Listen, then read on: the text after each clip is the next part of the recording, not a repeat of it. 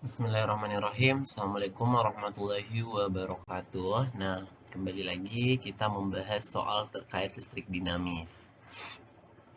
Saja ke soalnya. Perhatikan rangkaian listrik berikut ini. Besar dan arah kuat arus listrik pada hambatan 5 ohm adalah berapa? Jadi, pertama yang kita lakukan adalah lakukan dulu penyimbolannya. Jadi, misalkan yang 10 ohm ini itu kita sebut sebagai R1, kemudian yang 5 ohm ini tuh R2, dan yang 10 ohm ini tuh R3. Selanjutnya, yang 10 volt ini kita sebut sebagai GGL1, yang 5 ohm ini 5 volt ini GGL2, dan yang 15 volt ini GGL3.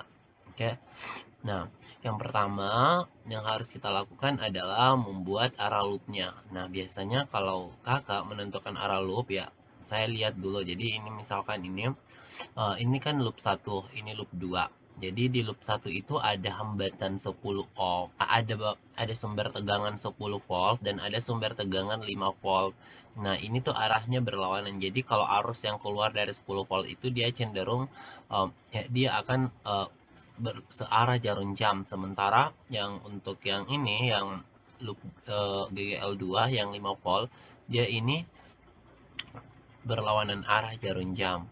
Jadi ini kalau kita gambarkan, ini arah loopnya gini ya, kita ikuti yang besar ya. Jadi otomatis yang gigi L1 menangnya kalau kakak cara penentuannya seperti itu supaya nanti arah arusnya bisa langsung positif gitu. Tapi sebenarnya dalam menentukan arah loop kita bisa menentukan sembarang saja ya.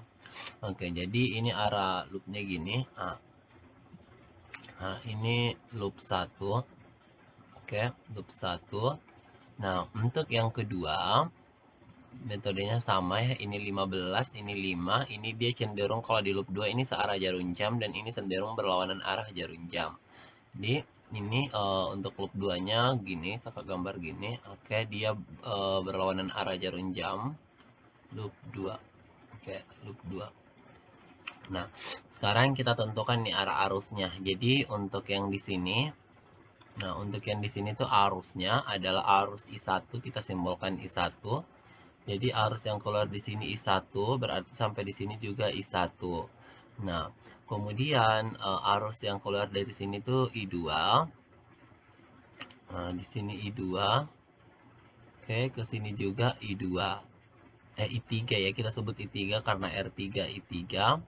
Nah, otomatis di sini juga yang ngalir ke sana itu adalah I3, yang ke sini tuh I1.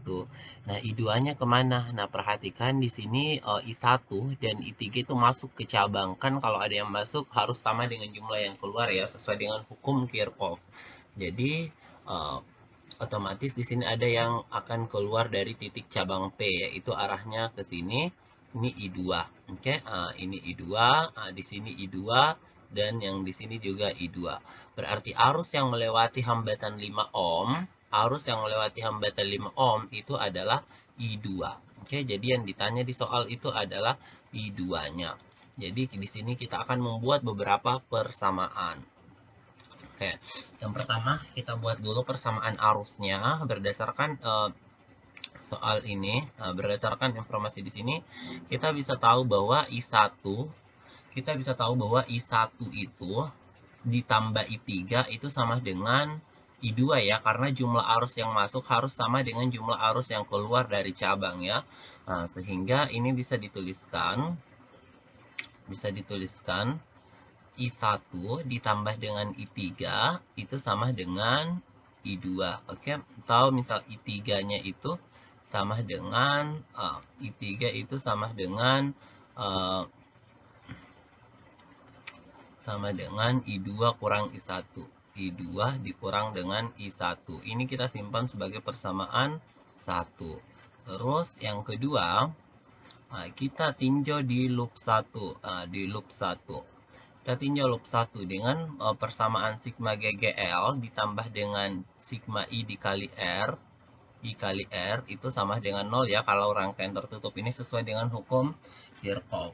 Nah, perhatikan di loop 1 itu ada 2 GGL, ada GGL 1 dan ada GGL 2. Nah, cara penentuan dia positif atau negatif ya kita ikuti arah loop yang tadi kita gambarkan itu searah jarum jam.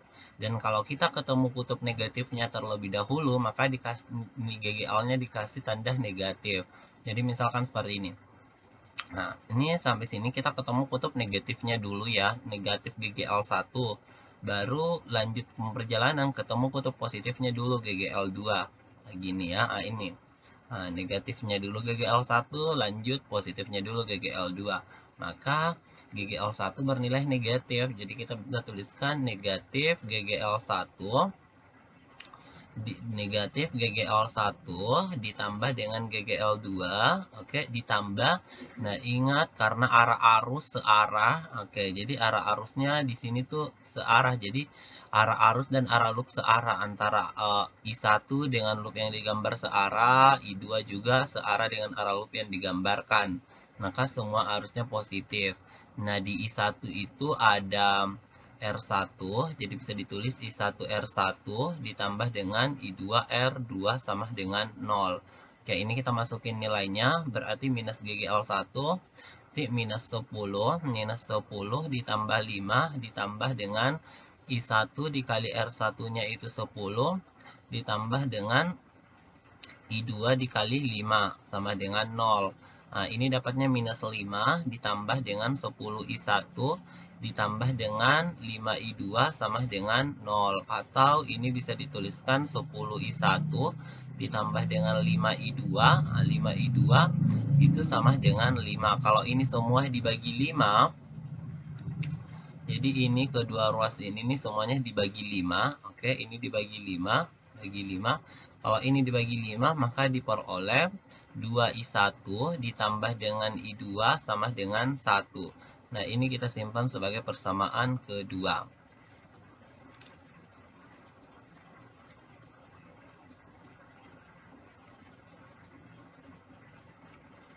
Oke, nah sekarang kita ke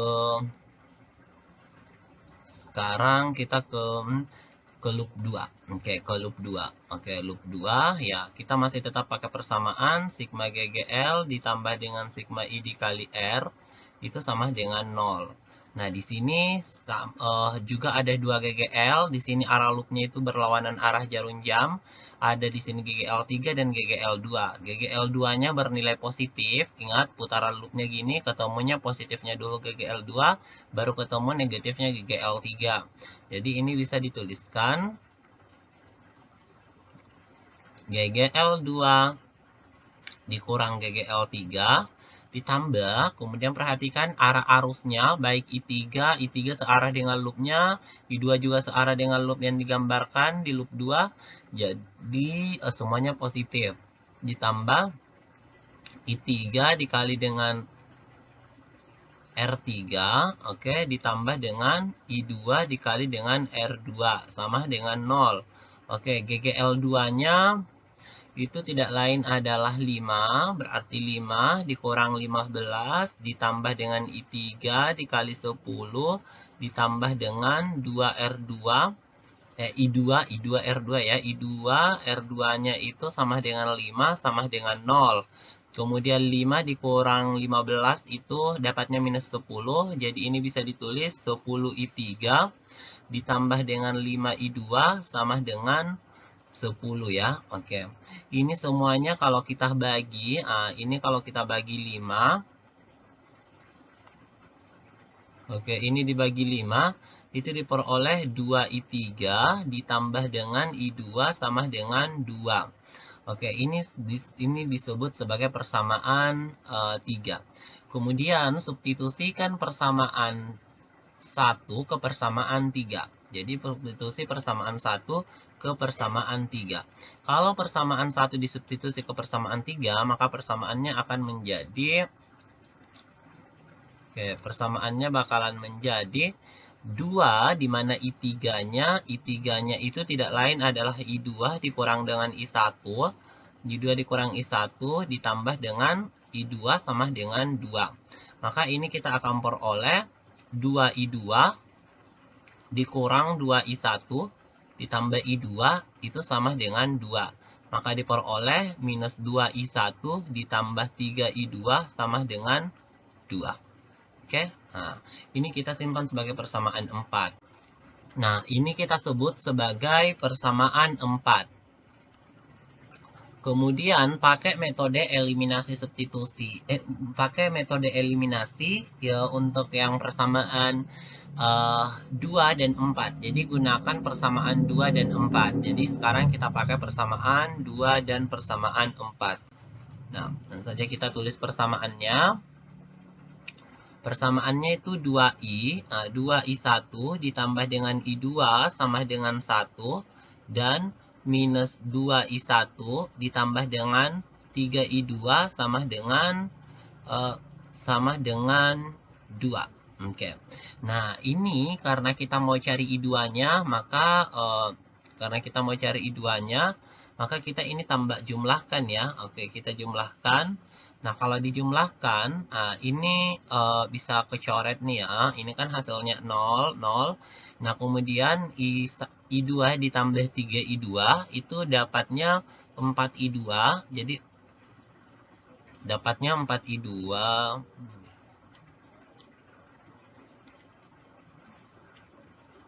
Dapatnya 4I2 sama dengan 3. Kalau gitu I2-nya sama dengan 3/4. Nah, 3/4 itu sama dengan 0,75 ampere. Jadi jawabannya adalah 0,75 ampere. Nah, karena di sini kita peroleh tanda positif, oke, karena di sini nilainya positif, berarti arah arus yang kita gambarkan itu udah benar ya. Berarti karena di sini positif, berarti arah arusnya sudah benar. Ingat ya, kalau di sini kita dapat tanda negatif, artinya arah arusnya itu terbalik ya, atau arah loopnya terbalik.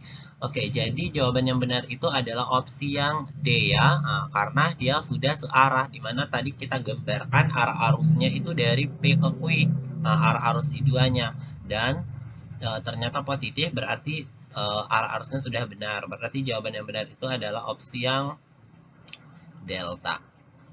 Oke teman-teman, pembahasan kita cukup sampai di sini. Semoga bisa dipahami. Jangan lupa untuk di-like dan juga di-share ke teman-temannya supaya kita bisa berbagi ilmu pengetahuan. Terima kasih. Assalamualaikum warahmatullahi wabarakatuh.